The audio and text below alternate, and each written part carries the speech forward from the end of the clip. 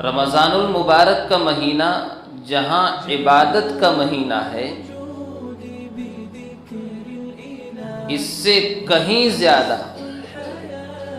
برائیوں سے بچنے کا مہینہ، فضائل سے زیادہ اس مہینے میں برائیوں سے بچنے کی احادیث آپ کو زیادہ ملے گی۔ اگر عبادت برائیوں سے بچتے ہوئے نہ کی جائے تو وہ عبادت ضائع ہو جاتی ہے۔ ٹھیک ہے، عبادت گزار تو ہے لیکن حلال و حرام کی تمیز کرنے والا انسان نہیں ہوگا۔ وہ صف اول کا نمازی ہوگا، وہ تلاوت قرآن کا اہتمام کرنے والا، بڑی عبادتیں اس کی گنائی جا سکتی ہے، عبادتوں پر کوئی سوالیہ نشان نہیں ہے۔ سوالیہ نشان اگر ہے تو کردار اور برائیوں پر۔ اگر توبہ اور استغفار نہیں کی اور رسمی روزے رکھ کے یہ رمضان گزار دیا، رمضان کے بعد حالات کی بہتری کی امید ہرگز نہ کریں۔ اللہ کا عذاب جب آئے تو ایک ہی ہتھیار ہوتا ہے، توبہ، استغفار۔ قابل احترام بزرگوں، نوجوان ساتھیوں، پردہ نشین اسلامی خواتین،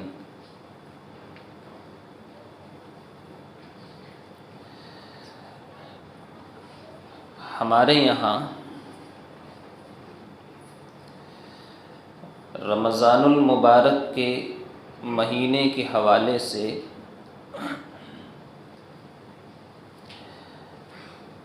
عام تصور یہ ہے کہ یہ نیکیوں کا اور عبادت کا مہینہ ہے،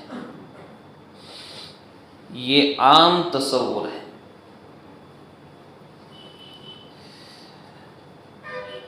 اسی لیے آپ دیکھیں گے کہ جو عام دنوں میں نمازیں نہیں پڑھتا ہے وہ بھی اس مہینے میں نماز پڑھنے لگتا ہے۔ جو سال کے 11 مہینے قرآن کو چھوتا تک نہیں ہے وہ بھی تلاوت کرنے لگتا ہے،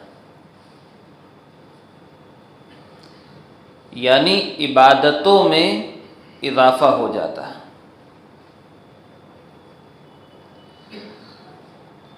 حالانکہ رمضان کے حوالے سے یہ جو تصور ہے یہ ادھورا تصور ہے، یہ ناقص ہے، مکمل تصور نہیں ہے۔ یہ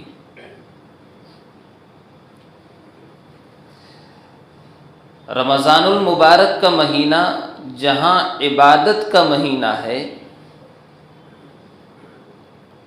اس سے کہیں زیادہ برائیوں سے بچنے کا مہینہ ہے۔ عبادت تو انسان کر لیتا ہے لیکن برائیوں سے نہیں بچ پاتا۔ یہی وجہ ہے کہ اس مہینے کے اختتام کے فوراً بعد انسان اپنی اسی روش پر آ جاتا ہے جس پر رمضان سے پہلے تھا۔ عبادتوں میں وہی غفلت، حلال و حرام میں تمیز نہیں، جو گناہوں سے بھری زندگی انسان کی تھی اسی زندگی کی طرف انسان دوبارہ لوٹ کر کے آ جاتا۔ ایسا اس لیے ہوتا ہے کہ رمضان کا جو تصور تھا وہ ناقص اور ادھورا تصور لیے ہوئے، اس لیے اس تصور کو ختم کر کے کامل تصور اپنے ذہن و دماغ میں بٹھانے کی ضرورت ہے کہ یہ مہینہ جہاں عبادتوں کا مہینہ ہے، اس سے کہیں زیادہ برائیوں سے بچنے کا مہینہ۔ اسی لیے آپ دیکھیں کہ فضائل سے زیادہ اس مہینے میں برائیوں سے بچنے کی احادیث آپ کو زیادہ ملیں گی۔ ٹھیک ہے، رمضان کے روزے کی فضیلت بیان کی گئی کہ من صام رمضان ایمانا و احتسابا غفر له ما تقدم من ذنبه، کہ جس شخص نے ایمان اور اجر و ثواب کی نیت سے روزہ رکھا اس کے پچھلے سارے گناہ معاف کر دیے جائیں گے۔ اور فرمایا کہ الصوم لی وانا اجزی بہ، روزہ میرے لیے ہے اور میں ہی اس کا بدلہ دوں گا۔ کیا دوں گا وہ اللہ نے چھپا کے رکھا۔ یہ کچھ روایتیں آپ کو ملیں گی، لیکن اس سے کہیں زیادہ تاکید، اس سے کہیں زیادہ سختی جس بات پر کی گئی ہے وہ برائیوں سے بچنے پر کی گئی ہے۔ کیونکہ اگر عبادت برائیوں سے بچتے ہوئے نہ کی جائے تو وہ عبادت ضائع ہو جاتی ہے۔ اس عبادت کا کوئی فائدہ نہیں جو برائیوں سے بچتے ہوئے نہ کی جائے، جو گناہ سے بچتے ہوئے نہ کی جائے۔ اسی لیے آپ دیکھیں سماج میں بہت سارے افراد ایسے ملیں گے جو صف اول کے نمازی سالوں سے ہیں، لیکن ان کے بارے میں تصور اچھا نہیں، یعنی نام آتے ہی ذہن میں برائیاں آنے لگتی ہے۔ ٹھیک ہے نمازی تو ہے لیکن بد اخلاق ہے، ٹھیک ہے عبادت گزار تو ہے لیکن حلال و حرام کی تمیز کرنے والا انسان نہیں ہے۔ ہوگا وہ صف اول کا نمازی، ہوگا وہ تلاوت قرآن کا اہتمام کرنے والا، بڑی عبادتیں اس کی گنائی جا سکتی ہے، عبادتوں پر کوئی سوالیہ نشان نہیں ہے۔ سوالیہ نشان اگر ہے تو کردار اور برائیوں پر ہے۔ اسی لیے اس جملے کو یاد رکھیں کہ جو عبادت برائیوں سے بچتے ہوئے نہ کی جائے اس عبادت کا کوئی فائدہ نہیں۔ آپ ساری عبادتوں کو دیکھ لیں، آپ روزے کے حوالے سے احادیث کو پڑھیے۔ اللہ کے نبی صلی اللہ علیہ وسلم نے ارشاد فرمایا من لم يدع قول الزور والعمل به فليس لله حاجة ان يدع طعامه وشرابه، جس شخص نے جھوٹ بولنا نہیں چھوڑا، جھوٹ پر عمل کرنا نہیں چھوڑا، اللہ رب العالمین کو اس کے روزے کی کوئی ضرورت نہیں۔ روزہ بھی رکھ رہا ہے، جھوٹ بھی بول رہا ہے، اللہ تبارک و تعالیٰ کو ایسے شخص کے روزے کی کوئی حاجت نہیں ہے۔ بلکہ اللہ کے نبی علیہ الصلاۃ والسلام نے فرمایا کتنے روزے دار ہوں گے جن کو قیامت کے دن ان کے روزے کا کوئی فائدہ نہیں ملے گا۔ روزہ صرف کھانے اور پینے کے چھوڑنے کا نام نہیں ہے، بلکہ اصل تو یہ ہے کہ انسان برائیوں کو چھوڑ دے، اصل یہ ہے کہ انسان اللہ رب العالمین کی نافرمانی کو ترک کر دے۔ اسی لیے آپ نے فرمایا کہ الصیام جنۃ، روزہ برائیوں سے بچنے کے لیے ایک مضبوط ڈھال ہے۔ پھر فرمایا کہ جب تم میں سے کوئی آدمی روزے سے ہو فلا یرفث، بے حیائی کی باتیں نہ کرے۔ اب غور کرتے جائیے ان احادیث پر، تاکید در تاکید مختلف انداز کہ انسان برائیوں سے بچے، گناہ سے بچے۔ فلا یرفث، بے حیائی کے کام نہ کرے، ولا یفسق، گناہ کے کام نہ کرے، ولا یجہل، جہالت کے کام نہ کرے۔ اور اگر کوئی آدمی روزے کی حالت میں جھگڑا کرے تو کہہ دے کہ میں روزے سے ہوں۔ سوچئے کیا اس معیار پر میرا اور آپ کا روزہ ہے؟ روزہ تو ہو رہا ہے، نمازیں بھی ہو رہی ہیں، کیا گناہ کے کام بھی ساتھ ساتھ چھوٹ رہے ہیں؟ میرے اور آپ کے دل کے اندر وہ داعیہ اور وہ جذبہ پیدا ہوا کہ جو گناہ مجھ سے ہو رہے ہیں آج سے اور اسی رمضان سے میں توبہ کر رہا ہوں۔ اگر یہ جذبہ پیدا نہیں ہوا تو روزے کا کوئی فائدہ نہیں ہے۔ اسی لیے آپ دیکھیں قیامت کے دن بڑے بڑے عبادت گزار آئیں گے لیکن جہنم میں پھینک دیے جائیں گے۔ کیوں؟ عبادتیں تو تھیں لیکن گناہ نہیں چھوڑے۔ اسی لیے میں ایک بات کہا کرتا ہوں کہ آج دیکھیے کسی مسلمان سے آپ پوچھیے عبادت کیوں کرتے ہو؟ تو یہ جواب ملے گا اجر و ثواب حاصل کرنے کے لیے۔ اور عام طور پر جب عبادات کے موضوع پر گفتگو ہوتی ہے تو وہی احادیث بیان کی جاتی ہے جن میں فضائل ذکر کیے جاتے ہیں۔ ایک نماز کا ثواب 25 اور 27 کے برابر، حج آدمی اگر کر لے تو ایسے پاک ہو جاتا ہے جیسے آج ہی اس کی ماں نے اسے جنا ہے، اور اس کا بدلہ سوائے جنت کے اور کوئی نہیں ہے۔ یہ سارے فضائل بیان کیے جاتے ہیں، اور یہ بھی ادھورا تصور ہے۔ عبادت کا مقصد جہاں اجر و ثواب حاصل کرنا ہے، وہاں ایک انسان کو بہتر انسان بنانا۔ نمازیں پڑھ لیتے لیکن بہتر انسان کا تصور پیدا نہیں ہوتا۔ کتنے افراد ایسے ہیں جن کے بارے میں ہم یہ تصور کر سکتے ہیں کہ سماج کا بہترین انسان ہے یہ۔ عبادتیں ہو رہی ہے، عبادت میں کوئی شک نہیں ہے۔ تو قیامت کے دن بہت سارے افراد آئیں گے جن کے یہاں عبادتوں کی کمی نہیں ہوگی، لیکن جہنم میں پھینک دیے جائیں گے۔ پڑھیے اس حدیث کو۔ اللہ کے نبی علیہ الصلاۃ والسلام نے صحابہ کرام سے پوچھا، اتدرون ما المفلس، کیا تم جانتے ہو میری امت کا غریب آدمی کون ہے؟ صحابہ کرام نے کہا، اللہ کے رسول، ہمارے نزدیک غریب آدمی وہ ہے جس کے پاس کچھ نہیں ہے، پہننے کے لیے کپڑا نہیں، سر چھپانے کے لیے چھت نہیں، کھانے پینے کے لیے پیسہ نہیں اس کے پاس، وہ غریب آدمی ہے۔ اور عام تصور یہی ہے۔ آپ نے فرمایا نہیں، میری امت کا غریب آدمی وہ ہے جو قیامت کے دن نماز، روزے اور زکوٰۃ کے ساتھ آئے گا۔ یعنی امہات العبادات کا تذکرہ کیا، بڑی بڑی عبادتیں، لیکن ساتھ میں گناہ بھی ہوں گے۔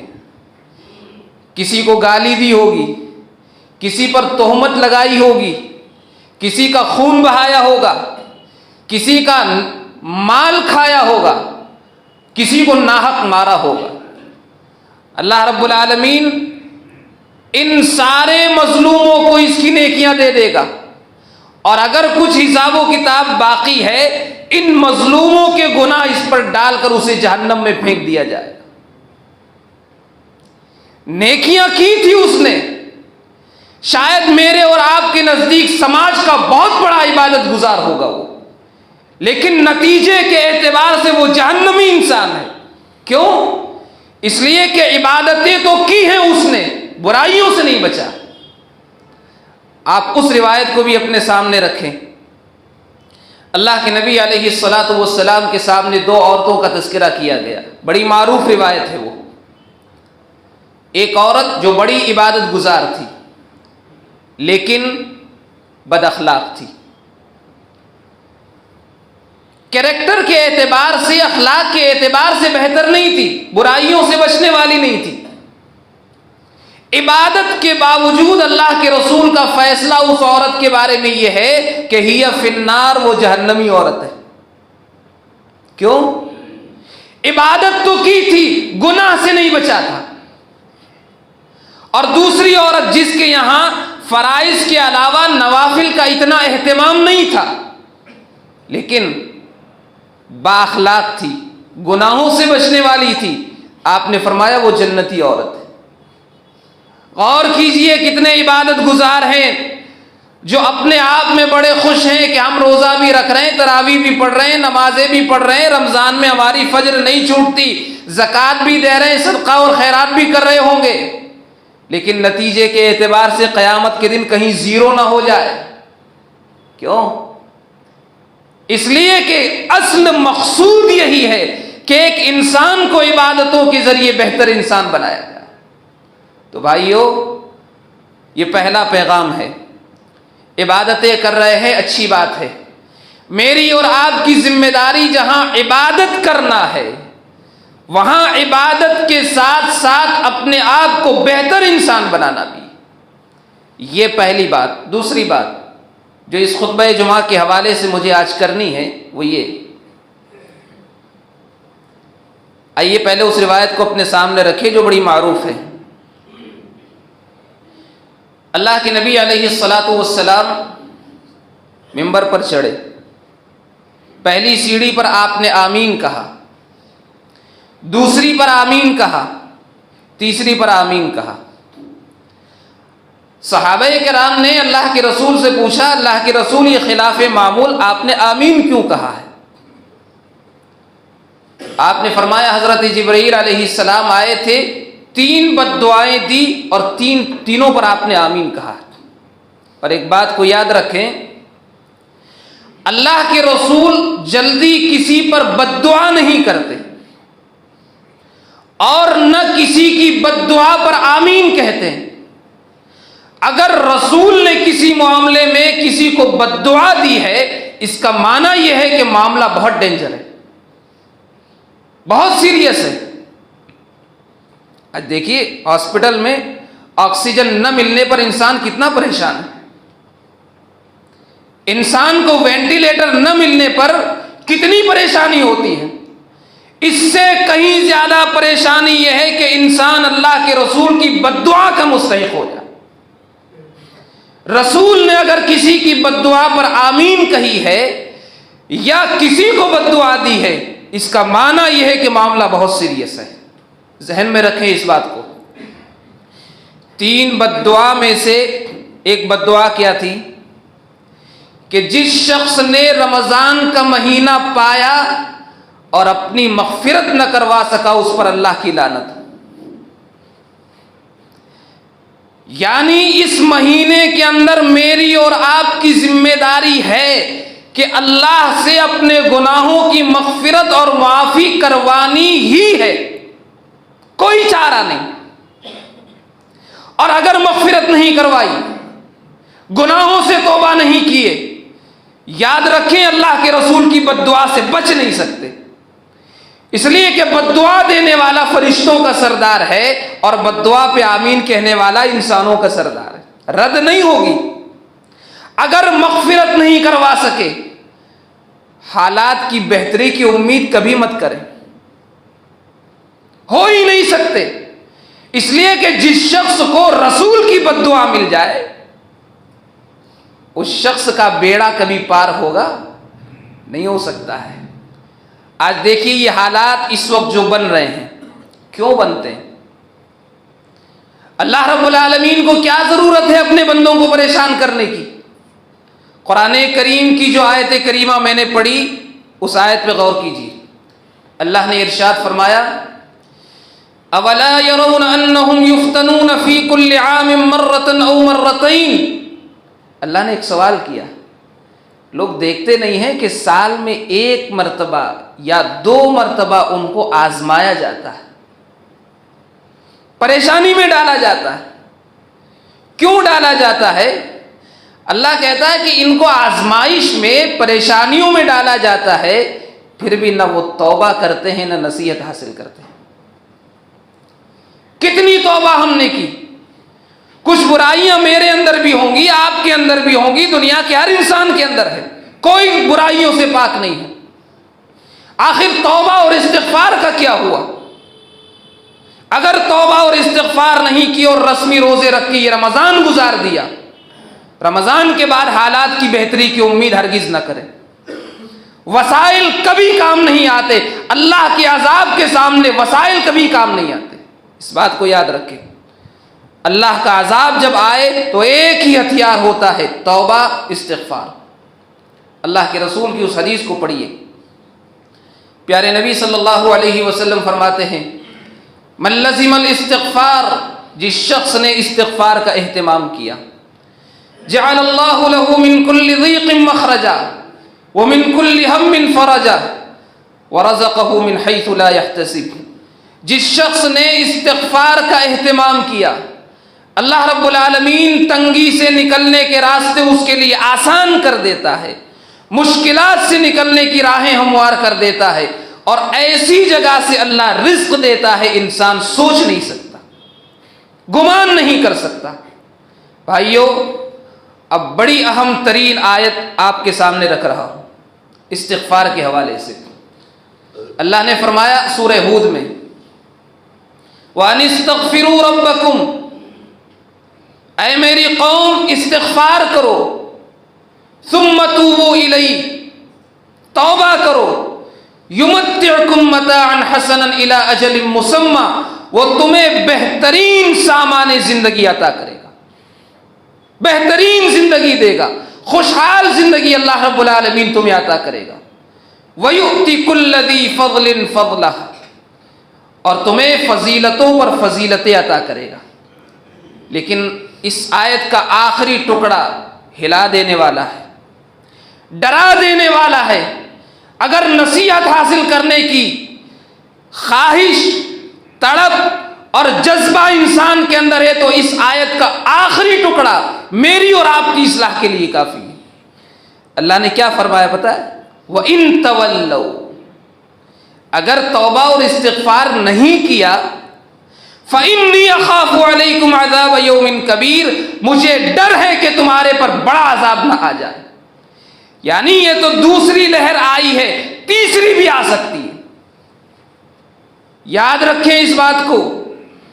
हम तो ये सोच रहे थे कि पहली लहर के बाद हालात ठीक होंगे, लेकिन शायद मेरी और आपकी तौबा में कमी रही। हम उन्हीं नमाजों से दूर रहे, वही हलाल और हराम में हमने तमीज़ें नहीं की, वही झगड़े करते रहे, वही अल्लाह की नाफरमानियां करते रहे। अल्लाह ने फरमाया कि अगर तौबा और इस्तिग़फ़ार नहीं की, मुझे डर है कि तुम्हारे ऊपर बड़ा अजाब ना आ जाए। ये तो दूसरी लहर आई है, तीसरी भी आ सकती है, चौथी भी आ सकती है, और शायद गुनाहों के नतीजे में अल्लाह रब्बुल आलमीन हमें इस दुनिया से हलाक और बर्बाद भी कर सकता है। इसलिए कि ज़ाहिरी हालात तो नहीं लगते कि हमने अपनी इस्लाह कर ली हो। जो आदमी जिस बुराई में है उस बुराई में आज भी मुब्तला है। जिसे आज भी हलाल और हराम का रास्ता नहीं अपनाना, वो आज भी हराम के रास्ते पर चला हुआ है। जिसे गुनाह करने हैं वो आज भी कर रहा है। लेकिन याद रखो, कुरान करीम की इस आयत को हमेशा अपने सामने रखना कि अगर तौबा और इस्तिग़फ़ार नहीं किया, बहुत बड़ा अज़ाब आ सकता है। तो इस मुख्तसर से वक्त में दो ही बातें मैं जिक्र कर चुका। हालांकि ज़कात के हवाले से कुछ बातें मुझे करनी थी, लेकिन वक्त की कमी के पेश नज़र वो गुफ्तगू मैं नहीं करूँगा। इंशाअल्लाह अगले जुमा को अगर इन दो बातों पर अमल कर लिया जाए तो मैं समझता हूँ कि शायद बहुत काफ़ी है कि इबादात का मकसद जहाँ अजर व सवाब हासिल करना है, वहाँ एक इंसान को बेहतर इंसान बनाना है। और रमज़ान का मकसद सिर्फ इबादतें करना नहीं है, बल्कि इबादतों के साथ साथ अपने आप को बुराइयों से बचाना है। और दूसरी बात, इस रमज़ानुल मुबारक के महीने में हम सब की जिम्मेदारी है अपने गुनाहों की मग़फ़िरत, यानी गुनाहों को मुआफ़ करवाना ही है। अगर नहीं करवाया, रसूल की बद्दुआ से मैं और आप बच नहीं सकते। अल्लाह रब्बुल इज़्ज़त से दुआ है रब्बुल आलमीन इस महीने को गनीमत समझते हुए हम सबको नेक आमाल के साथ साथ बुराइयों से बचने की तौफीक अता फरमाए। रब्बुल आलमीन बुराइयों से हम सबको आज़ादी और नजात दे दे। रब्बुल आलमीन बुराइयों से नफ़रतें हमारे दिलों के अंदर तू पैदा कर दे।